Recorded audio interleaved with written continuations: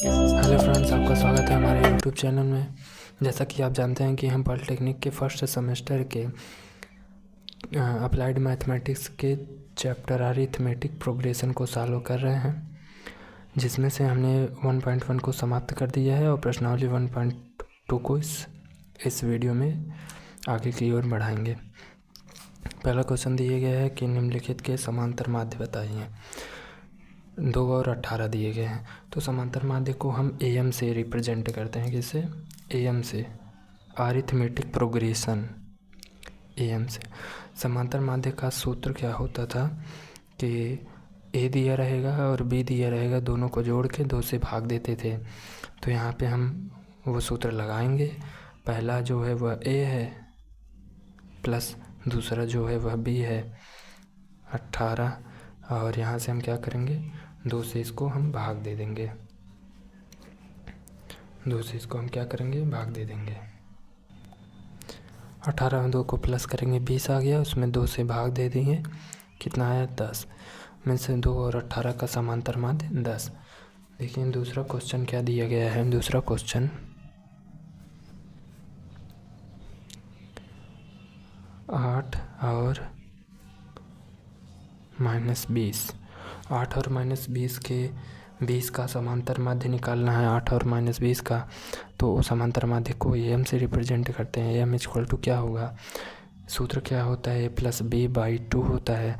यहाँ पर 8 जो है A है, -20 जो है B है, तो 8 + -20/2। अब यहाँ पर देखिए प्लस माइनस माइनस होता है, तो 8 - 20/2। 20 में से 8 को घटाएंगे, 8 में से -20 को हल करेंगे तो -12/2 कैंसिल करेंगे तो कितना आएगा, -6। मीन्स 8 और -20 के बीच का समांतर माध्य -6 होगा। एक और क्वेश्चन दिया गया है इसमें, इसको यहाँ पर इस नीचे लगाते हैं।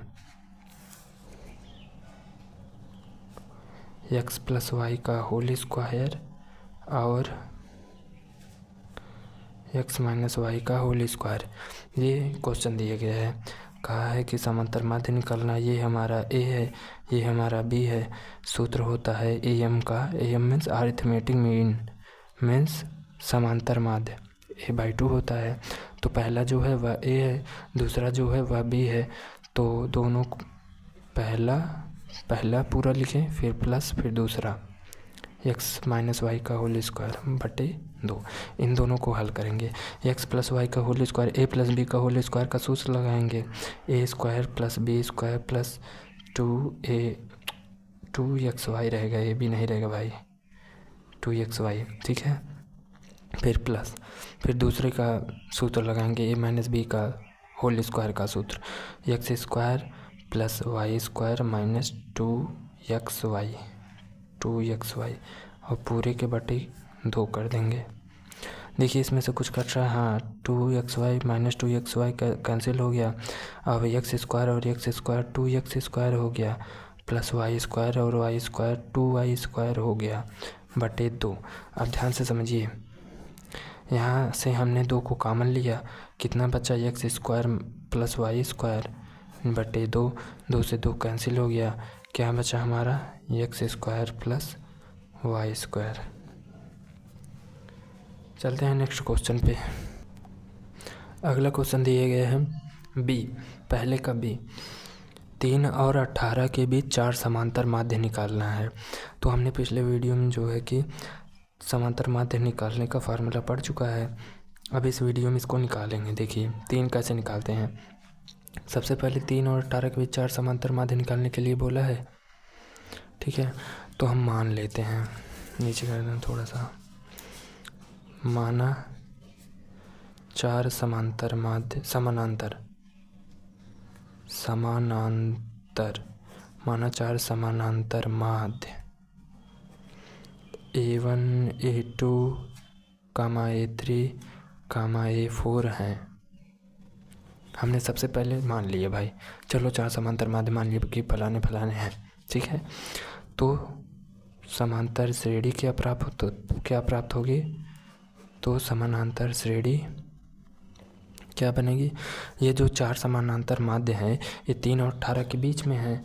ठीक है, 3 और 18 के बीच में है तो 3 आगे रहेगा, बीच में ये सब रहेंगे A1 A2 A3 A4 रहेंगे।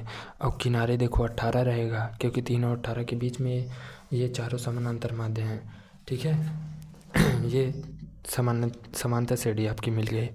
अब हम क्या करेंगे, अब इसमें से क्या क्या दिया है उसको देखते हैं। ए दिया है पहला प्रथम पद 3, ठीक है।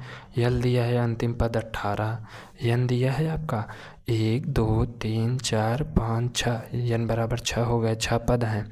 हमें क्या निकालना है, हमें डी निकालना है, क्योंकि जब तक डी नहीं आएगा तब तक हम समानांतर माध्य नहीं निकाल पाएंगे। ठीक है, अब देखिए डी को कैसे निकालेंगे। सूत्र होता है l equal to a plus n minus 1 into d होता है। ठीक है, a plus n minus 1 into d होता है। तो यल के स्थान पे 18 हो गया, ए के स्थान पे 3 प्लस एन के स्थान पे 6 माइनस 1, डी को रहने देते हैं भाई, निकालना है भाई। ठीक है, अब क्या करेंगे, 3 को इधर पक्षांतर करेंगे तो 18 माइनस 3 हो जाएगा। 6 में से 1 को घटाएंगे 5D हो जाएगा। 18 में से 3 को घटाएंगे 15 हो जाएगा और इक्वल टू 5D हो जाएगा। डी इक्वल टू क्या होगा, 15/5। कैंसिल करेंगे क्या होगा, 3। ठीक है, तो डी हमारा क्या आ गया, 3 आ गया। सर्वांतर हमारा क्या आ गया, 3 आ गया। अब निकालते हैं समानांतर माध्य, जो 4 समानांतर हम माध्य माने हैं उसको निकालेंगे अगले पेज पे। यहाँ पे देखिए प्रथम पद को ए से डिनोट करेंगे और दूसरे पद हमारा A1 है और अंतिम पद हमारा यल है। तो हमें ए तो प्राप्त है, कितना है हमारा ए, 3 है। यल भी प्राप्त है, कितना है, 18 है। A1 नहीं प्राप्त है। तो हमने समांतर श्रेणी को बनाते समय यह देखा था कि पहला पद ए होता है, दूसरे पद में हम एक डी जोड़ देते हैं तो वो प्राप्त हो जाता है। तो इस प्रकार से A1 क्या होगा, A प्लस डी होगा। A2 क्या होगा, A प्लस 2D होगा। A3 क्या होगा, A प्लस 3D होगा।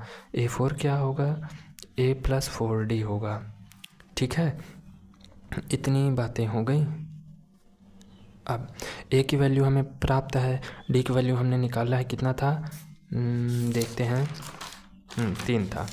तो हम यहाँ पर रखते हैं A की वैल्यू हमारी 3, D की वैल्यू 3, मिलाकर आया 6। ये पहला समांतर माध्य है।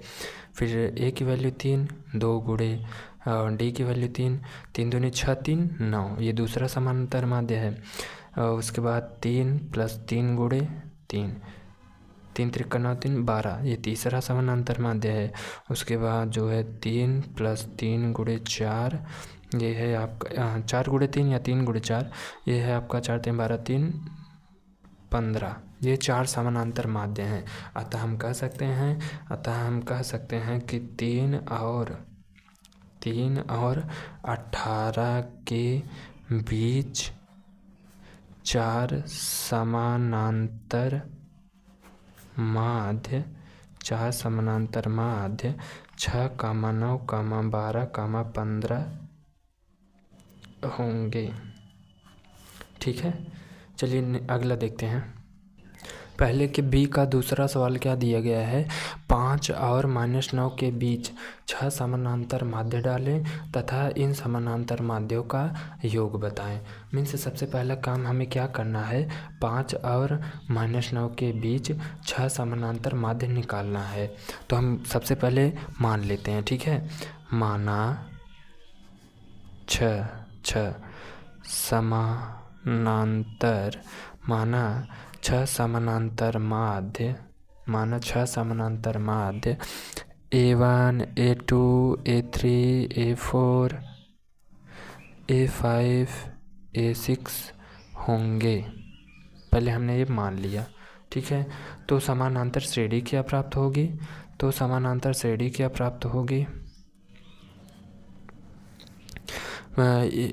5 और -9 के बीच में है।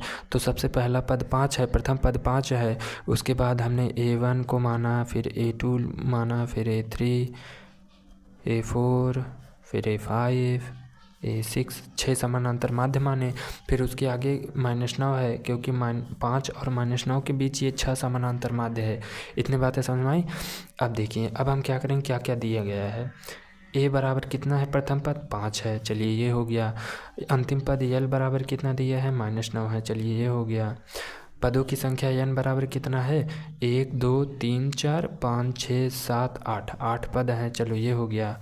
हाँ, क्या नहीं पता है, डी की वैल्यू नहीं पता है, तो सबसे पहले हम डी की वैल्यू को निकालते हैं, ठीक है। कौन से सूत्र, हाँ यल दिया है तो समझ लीजिए यही फार्मूला लगेगा समांतर श्रेणी में। L equal to a plus n minus 1 into d, यहाँ से निकालते हैं। यल की वैल्यू को रखते हैं -9, ए की वैल्यू को रखते हैं 5, n की वैल्यू को रखते हैं 8 -1, डी की वैल्यू हमें निकालना है। 5 को इधर पक्षांतर करेंगे तो -5 हो जाएगा, 8 में से 1 बचाएंगे 7d हो जाएगा, 9 5 14 हो जाएगा, यहाँ -14 बराबर 7d।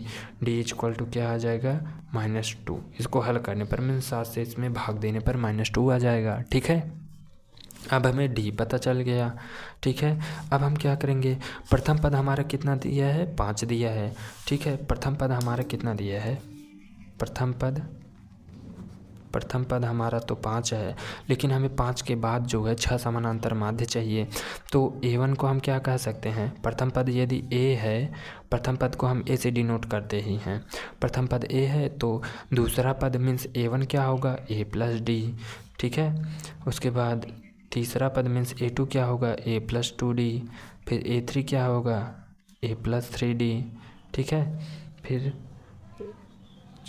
चौथा समांतर माध्य क्या होगा, a प्लस 4d, पांचवा समानांतर माध्य a प्लस 5d, छठा समानांतर माध्य a प्लस 6d। क्या सातवां भी निकालना है, सातवां निकालना होता तो वो भी निकाल लेते। इसी तरीके से अब क्या करेंगे, अब सभी की वैल्यू को पुट कर देंगे। a की वैल्यू हमें प्राप्त है कितना है, 5, d की वैल्यू प्राप्त है कितना है, प्लस बीच में ये वाला प्लस लगा दिया, और अब d की वैल्यू को -2 रखेंगे, तो यहाँ पर -2 रखा।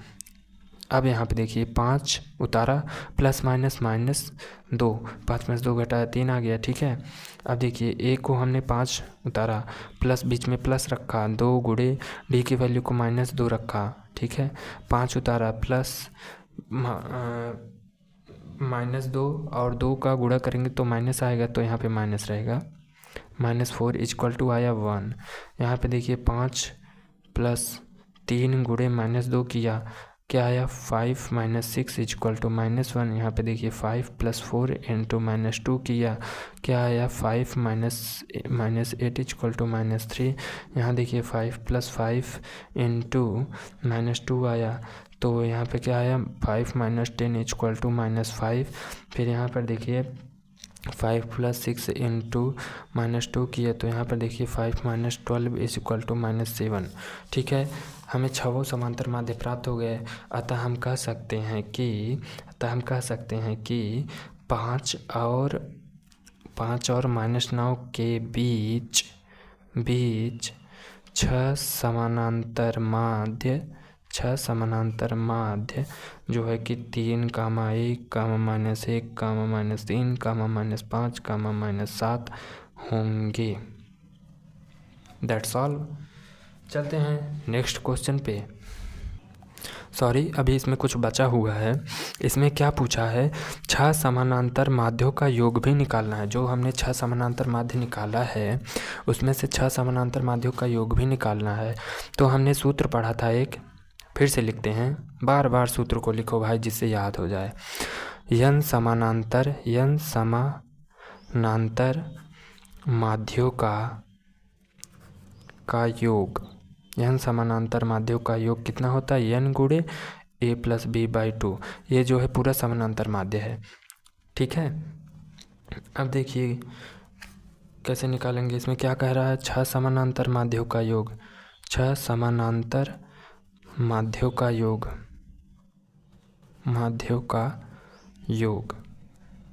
जहाँ n जो है 6 है, गुणे a जो है प्रथम पद है। क्या था इसमें प्रथम पद, इसमें प्रथम पद 5 है, और अंतिम पद प्लस अंतिम पद क्या था आपका, अंतिम पद इसमें क्या था, अंतिम पद आपका था -9, ठीक है, /2। सबसे पहले हम इसको सॉल्व करेंगे, 6 इंटू रहने देते हैं, पहले इसको सॉल्व करते हैं। आएगा -4/2, ठीक है, -4/2 आ गया। अब = 6 × 2 में से भाग दिए तो -2 आ गया। ठीक है, -2 आ गया। अब मल्टीप्लाई करते हैं तो -12। अब जाके ये सवाल जो है पूरा हुआ। ये जो है जो 6 समानांतर माध्य हमने निकाला है उनका योग है। ठीक है, और आप सिंपल से भी करके आप मतलब काउंटिंग करके भी जोड़ सकते थे, क्योंकि 1 + 1 ऐसे ऐसे आया था, लेकिन सूत्र से आसानी से आ जाता है। अब चलिए नेक्स्ट क्वेश्चन पे। अगला क्वेश्चन क्या कह रहा है, ये है आपके पहले के बी का तीसरा है। क्या कह रहा है, -1 और 9 के बीच 4 समानांतर माध्य डालें तथा उनका योग निकालें। चलिए सबसे पहले हम क्या करते थे, जब भी 4 समानांतर माध्य, जब भी n समानांतर माध्य निकालने के लिए बोलता था तो हम सबसे पहले क्या करते हैं, मान लेते हैं, माना 4 समानांतर माध्य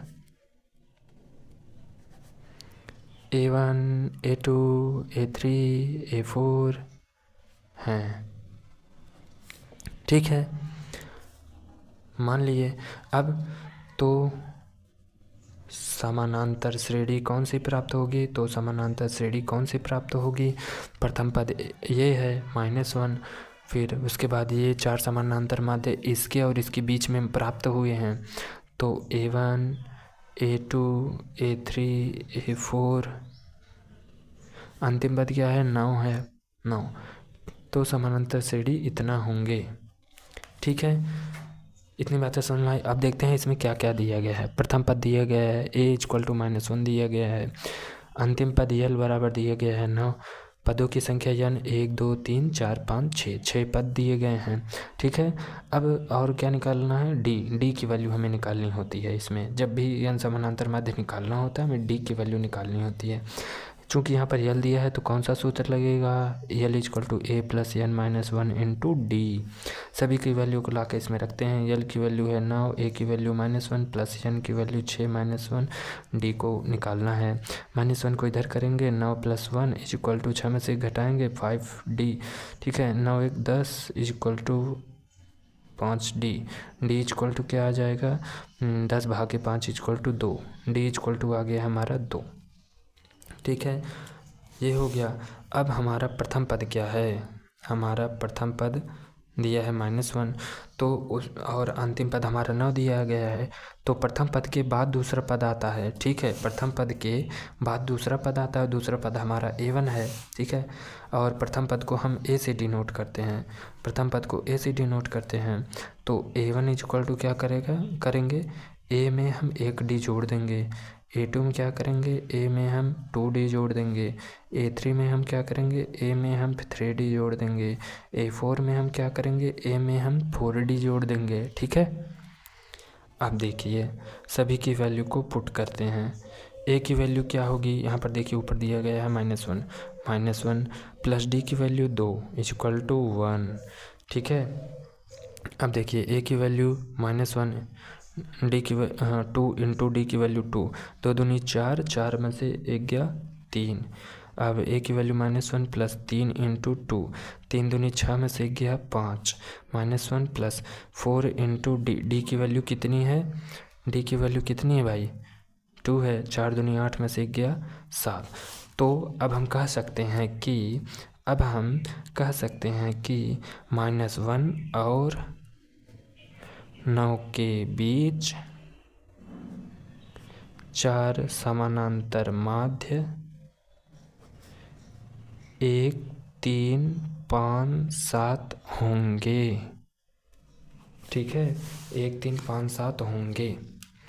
इसी में एक क्वेश्चन को और ऐड किया, क्या कहा है कि उनका योग निकाले, जो समानांतर आपको माध्य आपको प्राप्त हुआ उनका योग निकाले। अब देखिए अगर हम जोड़ना चाहें तो 5 3 8 1 9 7 16 ऐसे आ जा रहा है, लेकिन यदि हम सूत्र लगा के निकालना चाहें तब कैसे होगा, n समानांतर माध्यों का सूत्र हमने ऊपर देखिए बताया है, n समानांतर माध्यों का सूत्र, माध्यों का योग निकालना है।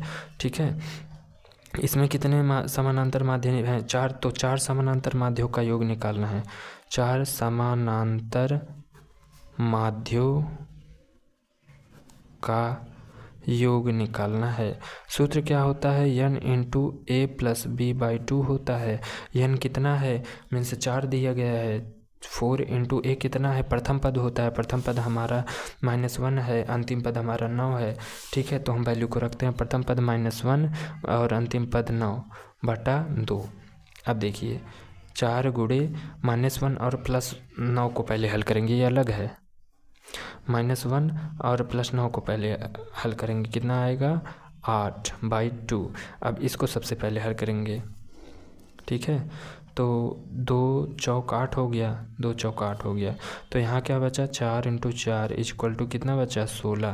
क्या यही अभी हमने जोड़ा था, बस वही चीज़ है। चलिए नेक्स्ट क्वेश्चन पे। इस प्रश्नावली का सबसे टॉप क्वेश्चन, ये क्वेश्चन बार बार एग्जाम में आया है, आप इसको बार बार लगाइए। ठीक है, चलिए स्टार्ट करते हैं। क्या दिया गया है, तीसरा क्वेश्चन, यदि ए और बी का समानांतर माध्य a⁴n + b⁴n अपान a⁴n - 1 + b⁴n - 1 है तो n का मान निकालिए। ध्यान से समझिएगा, ए और बी का समानांतर माध्य कह रहा है। सबसे पहले हम लिख लेते हैं ए और बी, ध्यान से समझिए, ए और बी का समानांतर माध्य क्या होगा, दोनों को जोड़ के 2 से भाग। ठीक है, ये होगा। प्रश्नानुसार क्या कह रहा है, प्रश्नानुसार क्या कह रहा है, प्रश्नानुसार मीन्स प्रश्न के अनुसार क्या कह रहा है कि जो ए और बी का समांतर माध्य मीन्स ये जो है, मीन्स a + b जो है बटे 2, ये जो है इसके बराबर है। चलो इसके बराबर कर देते हैं भाई, जैसा आ गया इसके बराबर कर दिए। अब अगर ये दोनों बराबर हैं तो हमें n का मान बताओ, बस सिंपल सा। अगर इसको सॉल्व कर ले गए तो n का मान निकल आया, नहीं सॉल्व कर पाए नहीं निकलेगा, और क्या। अब हम तिर्यक क्रॉस मल्टीप्लिकेशन करेंगे। ठीक है, तिर्यक गुणा, ए का गुणा सबसे पहले इसमें करेंगे, पहले सिंपल से लिखते हैं a + b का गुणा पूरे a⁴n - 1 + b⁴n - 1 में करेंगे, और ये इस 2 का गुणा इसमें करेंगे 2a⁴n + b⁴n में करेंगे। ठीक है, अब a का मल्टीप्लाई इस पूरे पद में करेंगे, फिर प्लस, फिर इसका मल्टीप्लाई इस पूरे पद में करेंगे, इसका मतलब b का a⁴n - 1 + b⁴n - 1 ये उतार लिया a के साथ प्लस b। अब a⁴n - 1 + b⁴n - 1 a के साथ गुणा किया इसका, ये पूरा उतार लिया, प्लस b के साथ इसको पूरा उतार लिया। ठीक है, अब 2 का गुणा कर देते हैं क्योंकि ये आसान है, 2a⁴n + 2b⁴n। ठीक है, अब a का मल्टीप्लाई अंदर करेंगे, ये क्या हो जाएगा a⁴n - 1 + a⁴n - 1 + b⁴n - 1 + b⁴n =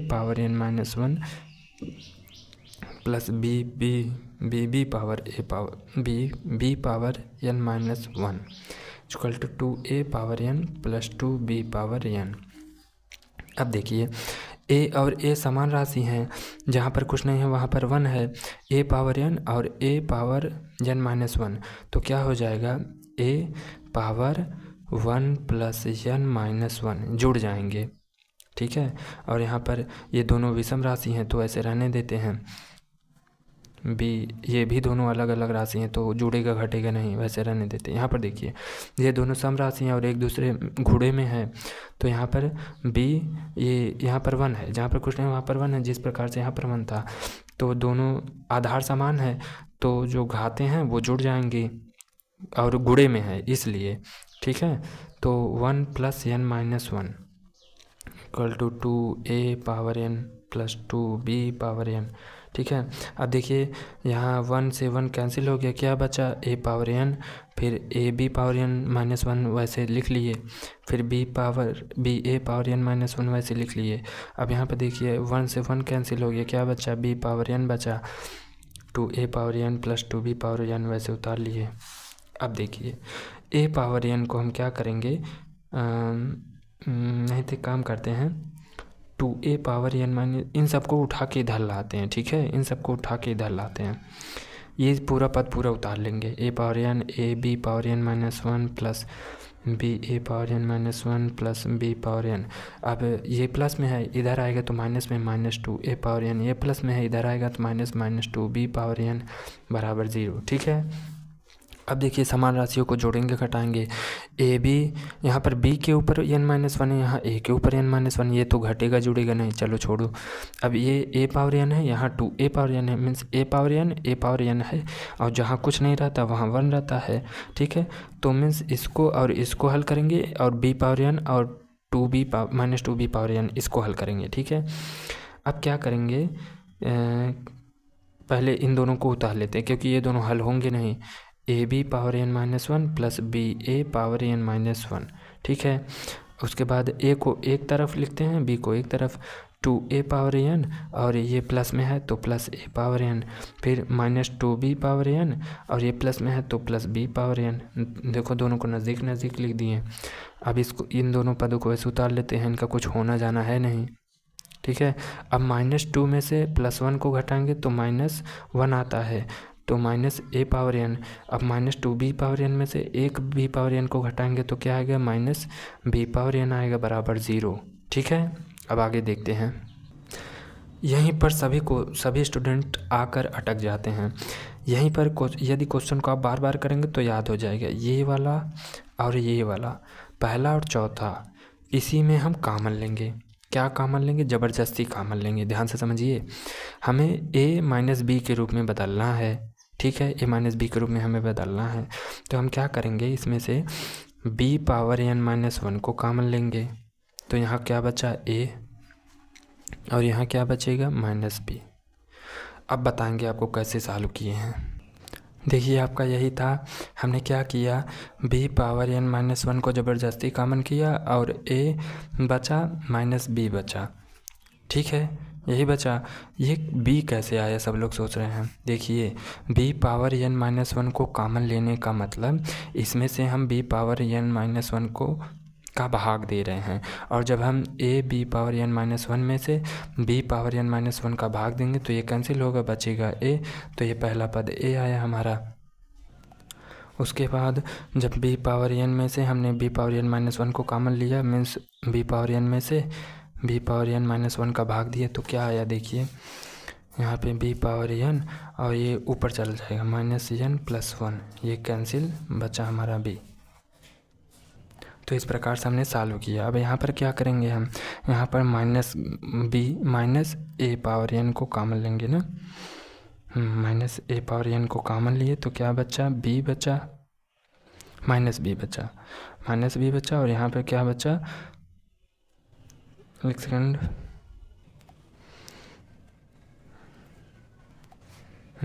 इन दोनों में से कॉमन होगा अब की बार ना, तो -a पावर n को कॉमन लिए तो यहाँ पर बचा -a और प्लस -b और प्लस a बराबर 0, ठीक है।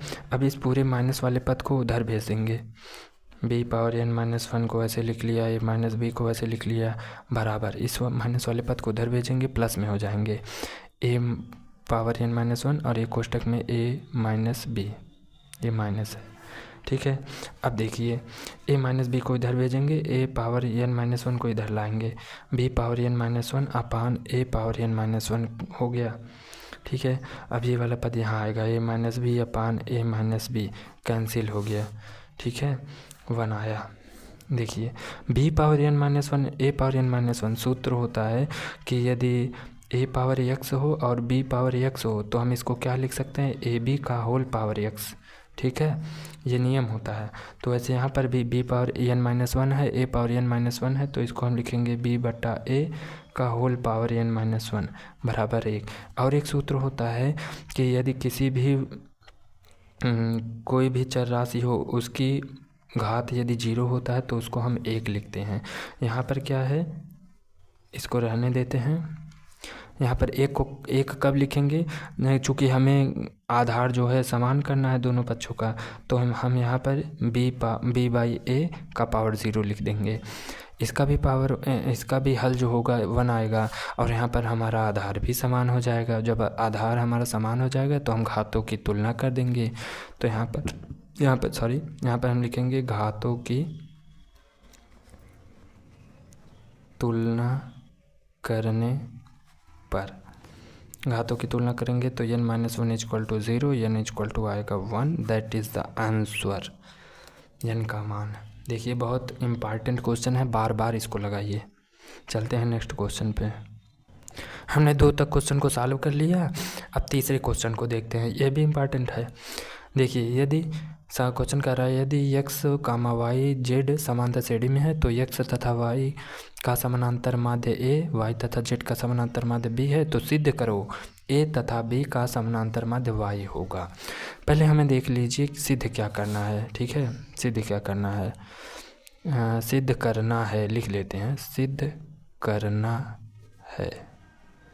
क्या सिद्ध करना है, a तथा b का समानांतर माध्य y होगा।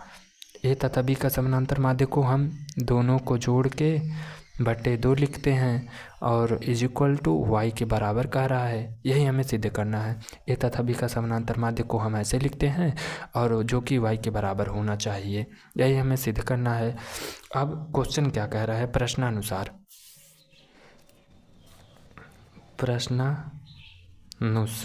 क्या क्वेश्चन कह रहा है कि x तथा y का समानांतर माध्य a है, means x plus y by 2 is equal to a। ये है, ये कह रहा है क्वेश्चन। ठीक है, और क्या कह रहा है, दूसरी बात कि y और z का समानांतर माध्य b है, y और z का समानांतर माध्य में b है, means y plus z by 2 is equal to b है, ये क्वेश्चन कह रहा है। और सबसे इम्पॉर्टेंट बात कि समांतर श्रेणी में है और x, y, z जो है समानांतर श्रेणी में है। ठीक है, अब देखिए हमें केवल y की वैल्यू निकालनी है और x, z को गैप करना है। कैसे होगा, चूँकि यह जो है समानांतर श्रेणी में है, समानांतर श्रेणी में होने का मतलब यह है कि इसमें प्रथम पद x है, ये तो सब जानते हैं। d क्या है, इसमें y माइनस x है, समझे, d हमारा y माइनस x है, ये y माइनस x है, और एक d क्या है हमारा z माइनस y है। ये दोनों सर्वांतर है हमारे, और सर्वांतर हमारे समान है किसमें, समांतर श्रेणी में, तो हम इसको बराबर करेंगे। ठीक है, चूँकि समांतर श्रेणी में है तो हम इसको बराबर करेंगे, मीन्स y माइनस x बराबर z माइनस y के है। ठीक है, अब इस माइनस y को हम पक्षांतर करके इधर लाएंगे, हो जाएगा 2y, जुड़ जाएगा, z को यहीं रहने देते हैं, माइनस x को उधर ले जाते हैं तो हो जाएगा प्लस x। ठीक है, अब देखिए अब क्या करेंगे हम, अब यहाँ पर देखिए केवल प्रश्न में देखिए हमें केवल y मिला है, z और x हमें कहीं मिला नहीं है, मीन्स हमें z और x को गायब करना है। यहाँ से z और x गायब कैसे होंगे, ये यहाँ से हमें x की वैल्यू निकालनी होगी, यहाँ से हमें z की वैल्यू निकालनी होगी। ठीक है, तो एक काम करते हैं हम कि ऐसे लिखते हैं x प्लस वाई बाई 2 बराबर a से हम क्या निकालेंगे, x की वैल्यू, x इक्वल टू निकालेंगे। ठीक है, तो x प्लस वाई दिया है, 2 का गुणा a में करेंगे 2a, x इक्वल टू क्या आएगा 2a माइनस वाई, इसको समीकरण 1 मान लें। ठीक है, उसके बाद ये यहाँ से y प्लस z बाई 2 बराबर b से। ठीक है, यहाँ से हम z का मान निकालेंगे तो y प्लस z रहने देते हैं, 2 को गुणा इसमें तिर्यक करते हैं, 2b आएगा, z को रहने देना है तो 2b, y इधर जाएगा तो माइनस में हो जाएगा। ठीक है, समीकरण नंबर 2 है। ठीक है, x और z हो गया, अब यहाँ पे ला के वैल्यू रखते हैं। ठीक है, तो कैसे लिखेंगे, ऐसे 2y is equal to z plus x में समीकरण 1 तथा 2 का मान रखने पर, x तथा y का मान रखने पर या समीकरण 1 तथा 2 का मान रखने पर, तो 2y पहले से है, z का मान हमारे समीकरण 2 से क्या प्राप्त हुआ है 2b माइनस वाई, x का मान हमें समीकरण 1 से क्या प्राप्त हुआ है प्लस 2a माइनस वाई। ठीक है, अब देखिए इसको हम सॉल्व करेंगे। 2y रहने देते हैं, यहाँ पर -y और -y जुड़ के क्या हो जाएगा -2y, और +2a है और +2b है। -2y को y को एक पक्ष में लाते हैं, माइनस को इधर लाएंगे तो प्लस में हो जाएगा। 2y + 2y equal to 2a + 2b पहले से है। 2y और 2y को जोड़ेंगे 4y इक्वल टू, इसमें से 2 कॉमन ले लेते हैं, a + b बचेगा। ठीक है, y इक्वल टू क्या हो जाएगा 2a + b, वैसे उतार लेते हैं, बटे ये यहाँ पे गुणा में है, इधर जाएगा भाग हो जाएगा तो 4। अब 2 से 4 काट देंगे, 2 आ जाएगा। y इक्वल टू क्या आ गया a + b/2। क्या हमें यही सिद्ध करना था? हमें सिद्ध हो गया। a और b का समानांतर माध्य y होगा, इति सिद्धम। ठीक है, मिलेंगे अब अगले वीडियो में, तब तक के लिए धन्यवाद।